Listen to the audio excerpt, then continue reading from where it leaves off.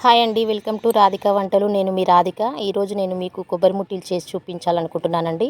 దానికోసం ఒక కొబ్బరికాయ మొత్తం తీసుకున్నాను. చిన్న ముక్కలుగా కట్ చేసుకొని ఒక మిక్సీ జార్ తీసుకొని దాంట్లో వేసుకొని తగినంత కారం వేసుకున్నాను. అదేవిధంగా 1/2 టీ స్పూన్ అల్లం వెల్లుల్లి పేస్ట్ వేసుకుంటున్నాను. 1 టీ స్పూన్ ధనియాల పౌడర్, 1 టీ స్పూన్ జీలకర్ర పౌడర్, తగినంత సాల్ట్ వేసుకోవాలి. ఇవి సైడ్ డిష్గా చాలా బాగుంటాయండి. చపాతీలోకి, పుల్కాలోకి చాలా బాగుంటాయి. మనం రైస్లోకి కూడా సైడ్ డిష్గా చాలా బాగుంటాయండి. ఒకసారి మీరు కూడా తయారు చేసుకొని టేస్ట్ చేసి నాకు చూసి చెప్పండి. ఇప్పుడు మిక్సీ తీసుకొని ఇలా పేస్ట్ చేసుకోవాలండి. అదేవిధంగా 1 టేబుల్ స్పూన్ పుట్నాలు తీసుకొని పౌడర్ చేసుకొని ఇందులో వేసుకుంటున్నాను. ఇది వేసుకొని ఉప్పు కారం అంతా ఈవెన్గా కలిసేటట్టు మొత్తం ఒకసారి కలుపుకోవాలండి. ఈ విధంగా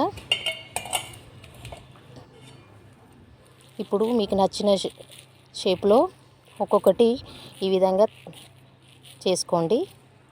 నేను ఓవెల్ షేప్లో చేస్తున్నాను.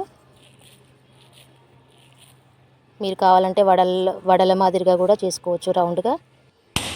ఇప్పుడు నేను స్టవ్ వెలిగించి వీటిని ఇప్పుడు ఒక గిన్నె తీసుకొని పెట్టుకొని అందులో 1/2 వరకు వాటర్ పోసుకోవాలండి. ఇలాంటి చిల్లుల గిన్నె తీసుకొని దానిపైన పెట్టి మనం తయారు చేసుకున్న ముట్టీలు అందులో పెట్టి మూత పెట్టి ఒక 15 మినిట్స్ స్టీమ్ చేయాలండి. ఇప్పుడు 15 మినిట్స్ అయిందండి. ముట్టీలు స్టీమ్ అయ్యాయి.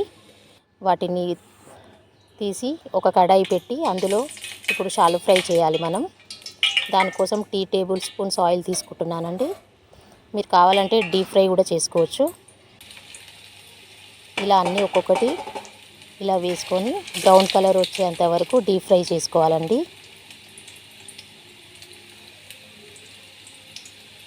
స్టవ్ సిమ్లో పెట్టుకొని వేయించుకోండి. ఇప్పుడు బ్రౌన్ కలర్ వచ్చాయండి. ఇప్పుడు అన్నీ ఒక సర్వింగ్ బౌల్లోకి తీసుకుంటున్నాను. వేడి వేడి కొబ్బరి ముట్టీలు రెడీ అండి.